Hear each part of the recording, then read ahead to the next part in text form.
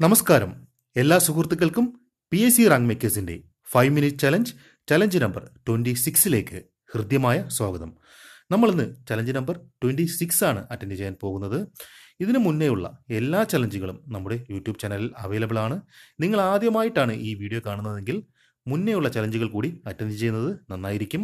അപ്പോൾ challenge number 26ലേക്ക് കടക്കുന്നതിന് മുമ്പേ ഞാനതിൻ്റെ റൂൾസ് പറയാം. ഞങ്ങൾ ഇതിനകത്ത് കുറച്ച് ക്വസ്റ്റ്യൻസുകൾ ഉൾപ്പെടുത്തിയിട്ടുണ്ട്. അവയുടെ കൂടെയുള്ള ഓപ്ഷനുകളിൽ നിന്നും നിങ്ങൾക്ക് ശരി എന്ന് തോന്നുന്ന ഓപ്ഷനുകൾ തിരഞ്ഞെടുക്കുക. അവസാനം ഞങ്ങൾ പറയുന്ന ആൻസറുകളുമായി കമ്പയർ ചെയ്ത് നിങ്ങൾക്ക് എത്ര ശരി ഉത്തരം കിട്ടിയോ അപ്പോൾ നിങ്ങൾക്ക് കിട്ടിയ മാർക്കുകൾ എത്രയാണെന്ന് കാൽക്കുലേറ്റ് ചെയ്തിട്ട് അത് കമൻറ്റ് ചെയ്യുക. അപ്പോൾ നമുക്ക് ചലഞ്ച് നമ്പർ 26ലേക്ക് കടക്കാം. അതിനു മുമ്പ് നിങ്ങൾ ഈ ചാനൽ ആദ്യമായിട്ടാണ് കാണുന്നതെങ്കിൽ ഇതൊന്ന് സബ്സ്ക്രൈബ് ചെയ്ത് കഴിഞ്ഞാൽ ഇതിലുള്ള ഫ്യൂച്ചർ ചലഞ്ചും ഞങ്ങൾ അപ്ലോഡ് ചെയ്യുന്ന കറണ്ട് അഫയേഴ്സ് വീഡിയോയും PSC പരീക്ഷയ്ക്ക് ചോദിച്ചിട്ടുള്ള ക്വസ്റ്റ്യനുകൾ റിസോൾവ് ചെയ്യുന്നതിൻ്റെ വീഡിയോയും മറ്റ് ടോപ്പിക് ബേസ്ഡ് ആയിട്ടുള്ള വീഡിയോകളും എല്ലാം നിങ്ങൾക്ക് ലഭിക്കുന്നതായിരിക്കും. അപ്പോൾ നമുക്ക് ചലഞ്ച് നമ്പർ 26ലേക്ക് കടക്കാം. ഒന്നാമത്തെ ചോദ്യം എന്ന് പറയുന്നത്, അൻമോൾ രത്ന പുരസ്കാരം എന്ന് പറയുന്നത് താഴെ പറയുന്ന ഏത് ഫീൽഡിലെ മികവുറ്റ പ്രകടനത്തിനാണ് അല്ലെങ്കിൽ മികവുറ്റ പ്രവർത്തനത്തിനാണ് നൽകുന്നത്? Okay, Gems and jewellery industry ആണോ, ടെലികോം ആൻഡ് മീഡിയ ഇൻഡസ്ട്രി ആണോ, പ്ലാസ്റ്റിക് ആൻഡ് പോളിമർ ഇൻഡസ്ട്രി ആണോ, ഫിലിം ആൻഡ് ടെലിവിഷൻ ഇൻഡസ്ട്രി ആണോ? അതാണ് ക്വസ്റ്റ്യൻ. ഓക്കെ, അപ്പോൾ അടുത്ത് നമുക്ക് രണ്ടാമത്തെ ചോദ്യത്തിലേക്ക് പോകാം. രണ്ടാമത്തെ ചോദ്യം എന്ന് പറയുന്നത് നമ്മുടെ വാട്ടർ ബോഡീസ്, നമുക്ക് കണ്ടിട്ടുണ്ടാവും ഈ പ്രതിഭാസം എന്ന് പറയുന്നത് നമ്മുടെ വാട്ടർ ബോഡീസിലൊക്കെ ന്യൂട്രിയൻസ് കൂടിയിട്ട് അതിൻ്റെ മേളിൽ വാട്ടറിൽ വളരുന്ന കുറച്ച് പ്ലാന്റ്സ് ഒക്കെ, ഓക്കെ, അക്വാട്ടിക് ആയിട്ടുള്ള പ്ലാന്റ്സ് ഒക്കെ ഇങ്ങനെ വളർന്നു കിടക്കും. എന്നിട്ട് അത് വാട്ടറിലുള്ള ഓക്സിജൻ്റെ ഡിപ്ലീഷന് കാരണമാകും. ആ പ്രതിഭാസത്തിന് പറയുന്ന പേരുണ്ട് എന്ന് പറഞ്ഞാൽ നമ്മുടെ ന്യൂട്രിയൻസ്, വാട്ടർ ബോഡിയിൽ ന്യൂട്രിയൻസ് കൂടിയിട്ട് അക്വാട്ടിക് പ്ലാന്റ്സ് എല്ലാം അതിൻ്റെ മേളിൽ ഇങ്ങനെ ഒരു ലെയർ പോലെ വളർന്നു കിടന്നിട്ട് ആ വെള്ളത്തിനകത്തുള്ള ഓക്സിജൻ്റെ അളവ് കുറയുന്നതിനെ പറയുന്ന പേരെന്ത്? യൂട്രോഫിക്കേഷൻ ആണോ, ബയോ മാഗ്നിഫിക്കേഷൻ ആണോ, ബയോ ഫോർട്ടിഫിക്കേഷൻ ആണോ, ബൈഫർക്കേഷൻ ആണോ? ഇതിൽ ഏതാണ് ആ പ്രതിഭാസത്തിന് പറയുന്ന പേര്? നമ്മളെല്ലാം കണ്ടിട്ടുള്ള ഒരു പ്രതിഭാസം തന്നെയായിരിക്കും ഇത്. അതിൻ്റെ പേരാണ് ചോദിച്ചിരിക്കുന്നത്. അടുത്ത മൂന്നാമത്തെ ചോദ്യത്തിലേക്ക് നമ്മൾ പോവുകയാണെങ്കിൽ, മൂന്നാമത്തെ ചോദ്യം എന്ന് പറയുന്നത്, ഈ അടുത്തിടയ്ക്ക് നമ്മുടെ അബുദാബിയിലെ കോർട്ടിൽ മൂന്നാമത്തെ ഒഫീഷ്യൽ ലാംഗ്വേജ് ആയിട്ട് ഒരു ലാംഗ്വേജിനെ തിരഞ്ഞെടുക്കുകയുണ്ടായി. ആ ലാംഗ്വേജ് ഏതാണ്? അറബിക്കാണോ, ഹിന്ദിയാണോ, മലയാളമാണോ, ഇംഗ്ലീഷാണോ? അബുദാബിയിലെ ഈ കോർട്ടിൽ റീസെൻ്റായിട്ട് തിരഞ്ഞെടുത്ത ഒഫീഷ്യൽ ലാംഗ്വേജ് എന്നുള്ളതാണ് ചോദ്യം. അടുത്ത നാലാമത്തെ ചോദ്യത്തിലേക്ക് നമ്മൾ പോവുകയാണ്. നമ്മുടെ ഇന്ത്യയിൽ ആദ്യമായി നമ്മുടെ മേക്ക് ഇൻ ഇന്ത്യ പദ്ധതി പ്രകാരം ഒരു ട്രെയിൻ നിർമ്മിക്കുകയുണ്ടായി. ഓക്കെ, ആ ട്രെയിൻ എന്ന് പറയുന്നത് ഇപ്പോൾ ഇന്ത്യയിൽ പോകുന്ന ഏറ്റവും ഫാസ്റ്റസ്റ്റ് ആയിട്ടുള്ള ട്രെയിനാണ്. അതിന് മറ്റൊരു പ്രധാന പ്രത്യേകത എന്ന് പറയുന്നത് ഇതൊരു എൻജിൻലെസ് ട്രെയിനാണ്. അപ്പം ഇന്ത്യ തദ്ദേശീയമായി ഡെവലപ്പ് ചെയ്ത ആദ്യത്തെ എൻജിൻലെസ് ട്രെയിനിൻ്റെ പേരെന്താണ്? അതാണ് ക്വസ്റ്റ്യൻ. വന്ദേ ഭാരത് എക്സ്പ്രസ് ആണോ, ഹംസഫർ എക്സ്പ്രസ് ആണോ, മഹാമന എക്സ്പ്രസ് ആണോ, ഗതിമാൻ എക്സ്പ്രസ് ആണോ? ഇതിൽ ഏതാണ് ശരി ഉത്തരമെന്ന് നോട്ട് ചെയ്ത് വയ്ക്കുക.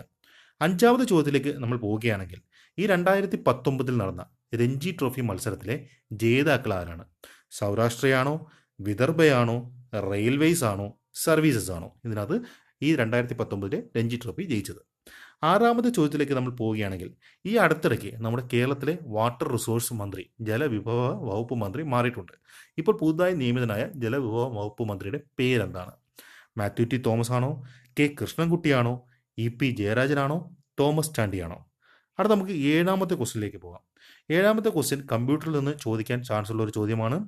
C പ്രോഗ്രാമിംഗ് ഇൻവെൻറ്റ് ചെയ്തത് ആര്? ഓക്കെ, കമ്പ്യൂട്ടർ ഉപയോഗിക്കുന്ന ഒരു പ്രോഗ്രാമിംഗ് ലാംഗ്വേജ് ആണ് C പ്രോഗ്രാമിംഗ് എന്ന് പറയുന്നത്. C ലാംഗ്വേജ് എന്ന് പറയുന്നത് അത് ഇൻവെൻറ്റ് ചെയ്തത് ആരെന്നാണ് ക്വസ്റ്റ്യൻ. ഡെന്നിസ് റിച്ചിയാണോ, ജെയിംസ് ഗോസ്ലിംഗ് ആണോ, ഗെയ്ഡോ വാൻ റോസം ആണോ, ബെർജൻ സ്ട്രോസ്ട്രപ്പ് ആണോ?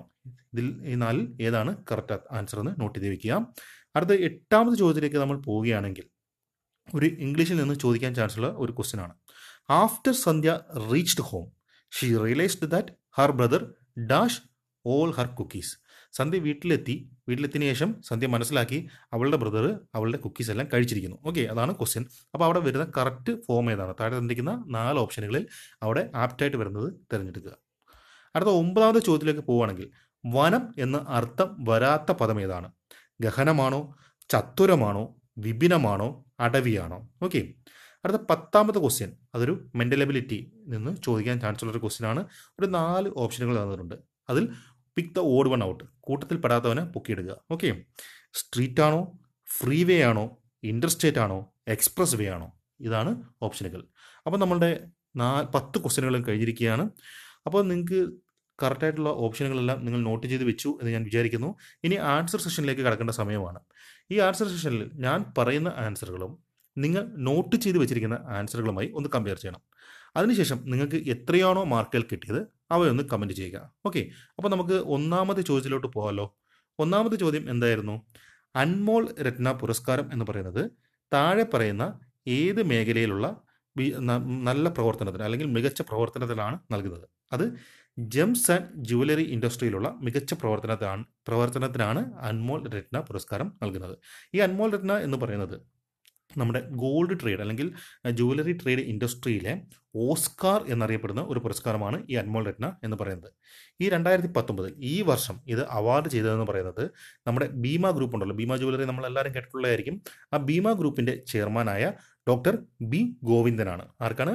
ഭീമ ഗ്രൂപ്പിൻ്റെ ചെയർമാനായ ഡോക്ടർ ബി ഗോവിന്ദനാണ് ഈ വട്ടത്തെ നമ്മുടെ അൻമോൾ രത്ന പുരസ്കാരം ലഭിച്ചത്.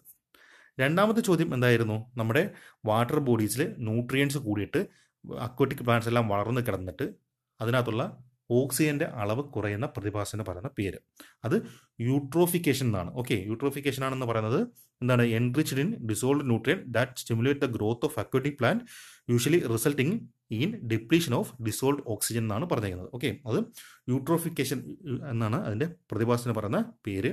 നമുക്ക് ഈ ബയോ മാഗ്നിഫിക്കേഷൻ എന്ന് പറഞ്ഞ എന്താണെന്ന് നോക്കാം. ഇപ്പം ഈ നമ്മുടെ ഫുഡ് ചെയിൻ ഭക്ഷ്യശൃംഖലയിൽ ഏതെങ്കിലും ഒരു കണ്ണി എന്തെങ്കിലും ഒരു ടോക്സിക് ആയിട്ടുള്ള പദാർത്ഥം കഴിച്ചെന്ന് വിചാരിക്കുക. അത് അതിൻ്റെ സക്സസീവ് ലെയറിൽ അടുത്തടുത്തുള്ള ലെയറുകളിൽ എന്ന് പറയുന്നത് എത്തപ്പെടും. പക്ഷേ ഈ എത്തപ്പെടുന്ന സമയത്ത് ഈ ടോക്സിക് സബ്സ്റ്റൻസിൻ്റെ ആ അളവ് അല്ലെങ്കിൽ അതിൻ്റെ ആ നമ്മുടെ ബോഡിയിൽ പ്രവർത്തിക്കാനുള്ള കഴിവ് അതെന്ന് പറഞ്ഞാൽ കൂടിക്കൂടി വരും. അതിനെയാണ് നമ്മളെന്ത് പറയുന്നത്? ബയോ മാഗ്നിഫിക്കേഷൻ എന്ന് പറയുന്നത്. Toxic chemical in the tissue of an organism at successive higher level in food chain. Okay, അപ്പം ഒരു ഫുഡ് ചെയിനിലെ ഒരു കണ്ണി കഴിക്കുന്നതിൻ്റെ ടോക്സിക് സബ്സ്റ്റൻസിൻ്റെ അളവ് അടുത്ത കണ്ണിൽ വരുമ്പോൾ കൂടും. അങ്ങനെ കൂടിക്കൂടി വരുന്നതിനാണ് നമ്മളെന്ത് പറയുന്നത്? ബയോ മാഗ്നിഫിക്കേഷൻ എന്ന് പറയുന്നത്. അടുത്ത ബയോ ഫോർട്ടിഫിക്കേഷൻ ആണെങ്കിൽ നമ്മളുടെ ഇപ്പോൾ ഫുഡ് ക്രോപ്സ് ഒക്കെ ഉണ്ടല്ലോ, ഫുഡ് ക്രോപ്സിൻ്റെ ക്വാളിറ്റി, ന്യൂട്രീഷണൽ ക്വാളിറ്റി എൻഹാൻസ് ചെയ്യുന്നതിന് വേണ്ടി നമ്മൾ ഉപയോഗിക്കുന്ന കുറച്ച് മെത്തേഡുകളാണ്. ഒരു എക്സാമ്പിൾ പറയുകയാണെങ്കിൽ ബ്രീഡിംഗ് പോലെയുള്ള മെത്തേഡുകളെയാണ് നമ്മൾ എന്ത് പറയുന്നത്? ബയോ ഫോർട്ടിഫിക്കേഷൻ എന്ന് പറയുന്നത്. ബയോഫർക്കേഷൻ എന്ന് പറഞ്ഞാൽ അത് ഇതുമായിട്ട് ബന്ധപ്പെട്ട ടേമൊന്നുമല്ല. ബയോഫർക്കേഷൻ എന്ന് പറയുന്നത് എന്തെങ്കിലും ഒരു സാധനത്തെ 2 ബ്രാഞ്ചുകളായിട്ടോ 2 പാർട്ടുകളായിട്ടോ മാറ്റുന്നതിനാണ് എന്ത് പറയുന്നത്? ബയോഫർക്കേഷൻ എന്ന് പറയുന്നത്. ഓക്കെ, അപ്പോൾ അത് എല്ലാവർക്കും മനസ്സിലായല്ലോ. അടുത്ത നമുക്ക് മൂന്നാമത്തെ ചോദ്യത്തിലോട്ട് പോവുകയാണെങ്കിൽ ഈ അടുത്തിടയ്ക്ക് നമ്മുടെ അബുദാബിയിലെ ഒഫീഷ്യൽ കോർട്ട് ലാംഗ്വേജായി മൂന്നാമത്തെ ഒഫീഷ്യൽ കോർട്ട് ലാംഗ്വേജായി തിരഞ്ഞെടുത്ത ലാംഗ്വേജ് ഏതെന്നുള്ളതായിരുന്നു ക്വസ്റ്റ്യൻ. അത് ഹിന്ദിയാണ്. ഓക്കെ, അവിടെ അറബിക്കും ഇംഗ്ലീഷും ഓൾറെഡി അവരുടെ ഒഫീഷ്യൽ ലാംഗ്വേജ് ആണ്. ഫസ്റ്റ് ഒഫീഷ്യൽ ലാംഗ്വേജ് അറബിക്കും, സെക്കൻഡ് എന്താണ്? ഇംഗ്ലീഷുമാണ്. ഇപ്പം നമുക്ക് അഭിമാനിക്കാം, ഹിന്ദി അവരുടെ official language, 3rd official language ആയിട്ട് അവർ അപ്രൂവ് ചെയ്തിട്ടുണ്ട്. അപ്പോൾ നാലാമത്തെ ക്വസ്റ്റ്യൻ എന്ന് പറയുന്നത് ഇന്ത്യയിലെ ആദ്യത്തെ എൻജിൻലെസ് ട്രെയിൻ ഏതാണ്? മേക്ക് ഇൻ ഇന്ത്യ പദ്ധതി പ്രകാരമാണ് ഇത് നിർമ്മിച്ചത്. അതിൻ്റെ പേരെന്താണ്? അതിൻ്റെ പേരെന്ന് പറയുന്നത് വന്ദേ ഭാരത് എക്സ്പ്രസ് എന്നാണ്. അത് നിങ്ങൾക്ക് കുറച്ച് കൺഫ്യൂസിങ് ആവും, കാരണം നിങ്ങൾ എല്ലാവരും കേട്ടിട്ടുണ്ടാവും അതിൻ്റെ പേര് ട്രെയിൻ 18 ആണെന്ന്. ട്രെയിൻ 18 തന്നെയാണ്. ട്രെയിൻ 18ൻ്റെ മറ്റൊരു പേരാണ് എന്തെന്ന് പറയുന്നത്? വന്ദേ ഭാരത് എക്സ്പ്രസ് എന്ന് പറയുന്നത്. അപ്പോൾ അതിൻ്റെ പേരെന്താണ്? വന്ദേ ഭാരത് എക്സ്പ്രസ്. ഓക്കെ, ഇതെന്ന് പറയുന്നത് ഇപ്പോൾ ഇന്ത്യയിൽ ഓടുന്ന ഏറ്റവും ഫാസ്റ്റസ്റ്റ് ട്രെയിൻ ഏതാണെന്ന് ചോദിച്ചാലും നമ്മുടെ ഈ ട്രെയിൻ 18 തന്നെയാണ്. എറൗണ്ട് 180 കിലോമീറ്റർ, 200 വരെ പറയുന്നുണ്ട്, അത്രയും സ്പീഡിൽ അതിന് ഓടാൻ കഴിയും. പ്രസൻ്റ്ലി അതിൻ്റെ റണ്ണിങ് സ്പീഡ് എന്ന് പറഞ്ഞാൽ പ്രസൻ്റ്ലി 130 കിലോമീറ്റർ ആണ്. പക്ഷേ അതിന് അപ് ടു 200 കിലോമീറ്ററോ അല്ലെങ്കിൽ 180 കിലോമീറ്റർ വരെ റേഞ്ചിൽ ഓടാൻ കഴിയുന്ന ഒരു ട്രെയിനാണ് ട്രെയിൻ 18 എന്ന് പറയുന്നത്. അത് ഞാൻ ഈ സംസാരിക്കുന്ന ഇന്നത്തെ ദിവസം ഫെബ്രുവരി 17 അതിൻ്റെ ഡെയിലി റണ്ണ് സ്റ്റാർട്ട് ചെയ്യാനുള്ള പ്രപ്പോസലൊക്കെ ഉണ്ടായിരുന്നു. പക്ഷേ ഞാനിപ്പോൾ റീസെൻ്റ് ആയിട്ടൊരു വാർത്ത കേട്ടു. ഇന്നലെ ഒരു വാർത്ത ഉണ്ടായിരുന്നു, ആ ട്രെയിൻ ഓടിക്കൊണ്ടിരുന്ന സമയത്ത് എന്തോ സംഭവിച്ചിട്ട് ട്രെയിൻ കുറച്ച് തകരാറിലാണ് അപ്പം എന്ന് പറഞ്ഞൊരു വാർത്ത ഞാൻ കേട്ടിട്ടുണ്ടാവും. അത് മാറി ഇന്ന് ഓടിയിട്ടുണ്ടാവും എന്ന് ഞാൻ വിചാരിക്കുന്നു. അപ്പം അതാണ് നമ്മളുടെ എന്തെന്ന് പറയുന്നത്? ഫസ്റ്റ് എൻജിൻലെസ് ട്രെയിൻ എന്ന് പറയുന്നത് ഏതാണ്? വന്ദേ ഭാരത് എക്സ്പ്രസ് ആണ്. ഓക്കെ, അപ്പം അടുത്തതെന്ന് പറയുന്നത് ഇത് സർവീസ് നടത്തുന്നത് എവിടെ തൊട്ടേക്കാണെന്ന് അറിയണം. അത് ഡൽഹി തൊട്ട് വാരണാസി വരെയാണ് സർവീസ് നടത്തുന്നത്. എവിടെ തൊട്ടാണ്? ഡൽഹി മുതൽ വാരണാസി വരെയാണ് നമ്മുടെ വന്ദേ ഭാരത് എക്സ്പ്രസ് സർവീസ് നടത്തുന്നത്. മേക്ക് ഇൻ ഇന്ത്യ പദ്ധതി പ്രകാരം നിർമ്മിച്ച ട്രെയിനാണ്. നമുക്ക് അഭിമാനിക്കാൻ പറ്റുന്ന ഒരു നിമിഷവുമാണ്, കാരണം നമ്മൾ ആദ്യമായിട്ടാണ് ഇത്രയും ഫാസ്റ്റസ്റ്റ് ആയിട്ടുള്ള ട്രെയിൻ അതും ഇന്ത്യയിൽ തന്നെ നിർമ്മിക്കുന്നത്. ഓക്കെ, അപ്പം പിന്നെ ഒരു കാര്യം കൂടെ പറയാൻ ആഗ്രഹിക്കുകയാണ്. ഇതിന് മുമ്പേ ഏറ്റവും ഫാസ്റ്റസ്റ്റ് ട്രെയിൻ ഏതാണെന്ന് ചോദിച്ചു കഴിഞ്ഞാൽ അത് ഗതിമാൻ എക്സ്പ്രസ് ആണ്. ഒരു അറൗണ്ട് 160 കിലോമീറ്റർ പെർ അവർ വേഗതയിൽ സഞ്ചരിക്കാൻ കഴിയുന്ന ഗതിമാൻ എക്സ്പ്രസ് ആണ് ഇതിന് മുമ്പേ നമ്മുടെ വന്ദേ ഭാരത് എക്സ്പ്രസ് അല്ലെങ്കിൽ ട്രെയിൻ 18 വരുന്നതിന് തൊട്ട് മുമ്പേ ഏറ്റവും ഫാസ്റ്റസ്റ്റ് ട്രെയിൻ. ഓക്കെ, അടുത്ത നമുക്ക് 5ാമത് ചോദ്യത്തിലോട്ട് പോവുകയാണെങ്കിൽ ഈ 2019 രഞ്ജി ട്രോഫി നേടിയത് ആരെന്ന് ചോദിച്ചാൽ അത് വിദർഭയാണ്. ആരാണ്? വിദർഭയാണ് നേടിയത്. വിദർഭ സബ്സീക്വൻ്റ് ആയിട്ട് കഴിഞ്ഞ വർഷവും അവർ തന്നെയാണ് നേടിയത്, ഈ വട്ടവും അവർ തന്നെ നേടി വിദർഭ. ഓക്കെ, അപ്പം വിദർഭ ഈ വട്ടം നമ്മുടെ സൗരാഷ്ട്രയാണ് തോപ്പിച്ചത്. ഓപ്ഷൻ നമ്പർ എ ആയ സൗരാഷ്ട്രയെ തോപ്പിച്ചു. 78 റണ്ണിന് തോപ്പിച്ചിട്ടാണ് വിദർഭ ഫൈനലിൽ. പിന്നെ വിദർഭയുടെ ക്യാപ്റ്റൻ ആരായിരുന്നു എന്ന് പഠിച്ചു വെക്കുക. അത് ഫൈസ് ഫസലായിരുന്നു. ആരാണ്? ഫൈസ് ഫസലായിരുന്നു വിദർഭയുടെ ക്യാപ്റ്റൻ എന്ന് പറയുന്നത്.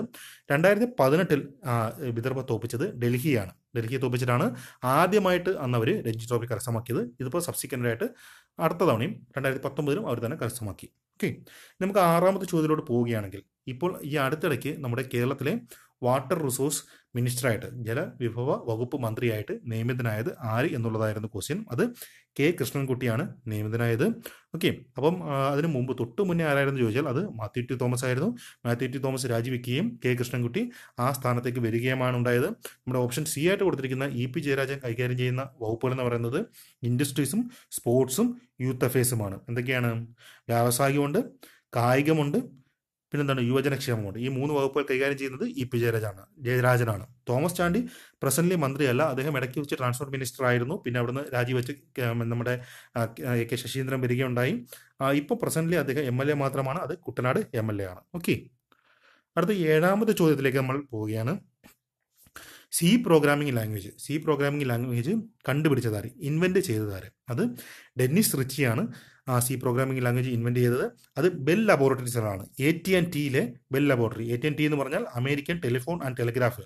അതിനകത്തുള്ള ബെൽ ലബോറട്ടറീസിൽ വെച്ചിട്ടാണ് സി ലാംഗ്വേജ് നമ്മുടെ ഡെന്നിസ് റിച്ചി ഇൻവെന്റ് ചെയ്യുന്നത്. ഓക്കെ, അത് അമേരിക്കയിലാണ് എന്ന് പറയുന്നത്, AT&T ലബോറട്ടറീസ് എന്ന് പറയുന്നത്. ഇനി നമുക്ക് ബാക്കി ഓപ്ഷനുകളൊന്ന് നോക്കാം. ജാവ കണ്ടുപിടിച്ച ആരാണെന്ന് ചോദിച്ചാൽ അത് ജെയിംസ് ഗോസ്ലിംഗ് ആണ്. ഓപ്ഷൻ നമ്പർ ബി ആയ ജെയിംസ് ഗോസ്ലിംഗ് ആണ് ജാവ കണ്ടുപിടിച്ചത്.